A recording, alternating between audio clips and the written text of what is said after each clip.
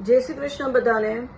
તો હવે 2025 આવી રહ્યું છે, તો ન્યુમરોલોજીના હિસાબે અગર આપણે જોઈએ તો 2025 ને જ્યારે આપણે એડ કરીએ છીએ 2 2 + 2 + 5 એટલે 2 + 2 + 5 ને આપણે એડ કરીએ એ આપણને 9 નંબર આપે છે।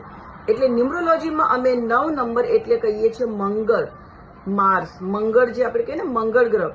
તો મંગળ કેવું હોય છે? મંગળ તમને બધાને ખબર હશે કે એક અગ્નિ તત્વ છે અને મંગળવાળા જે લોકો હોય એ લોકોને ગુસ્સો બી બહુ આવે, બોલવાના બી આગળ હોય એ લોકો, સાથે સાથે એ લોકોને પેશન બી બહુ, મતલબ લોકો માટે પ્રેમ બી બહુ હોય, મતલબ એ લોકો કે ને મનમાં દબાવી નહીં રાખે, જે સાચું હોય ને એનો સામનો કરે, બટ સાથે સાથે એ લોકોને ગુસ્સો બી બહુ આવે।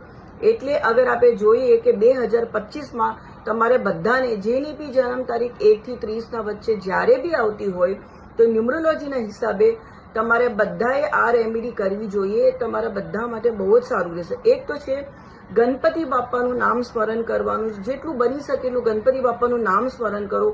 ઓમ ગણેશાય નમઃના ચાન્ટિંગ કરો, 108 વાર, એક વાર ડેલી માળા કરો। મંગળવારે ખાસ કરીને એમની આરાધના કરો, બુધવારે બી કરાય, મંગળવારે મંદિરે દર્શન કરો, ગણપતિનો પાઠ કરો। જેટલું બને એટલું ગણપતિનું તમે 2025માં કરશો એટલું બધા માટે બહુ જ સારું રહેશે। અને જોડે જોડે તમે અગર ગણેશજીની આરાધના કરો છો, કારણ કે ગણેશજી કહેવાય છે સૌથી પ્રથમ દેવ પૂજાય છે અને બધા ગ્રહને બેલેન્સ કરવા માટે તમે ગણપતિ બાપાને યાદ કરો છો તો બધા પ્લેનેટને બેલેન્સ કરે છે।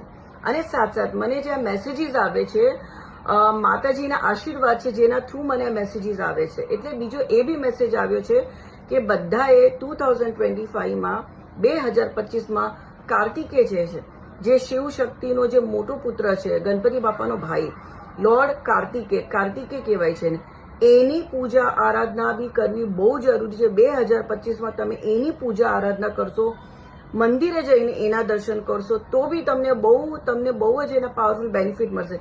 જેના બી કુંડલીમાં હોરોસ્કોપમાં મંગલ ક્યાંય ડિફેક્ટિવ હોય કે એમાં કંઈ પ્રોબ્લેમ જે એને આપતો હોય એ લોકોએ તો ખાસ કરીને 2025માં ને મંગળવારના દિવસે ખાસ કરીને કાર્તિકેયના દર્શન જરૂર કરવા જોઈએ, જેનાથી એમને ખૂબ જ ફાયદો મળશે અને જે બી એમના દોષો છે એનો બહુ હદ સુધી એનો નિવારણ જરૂર થશે।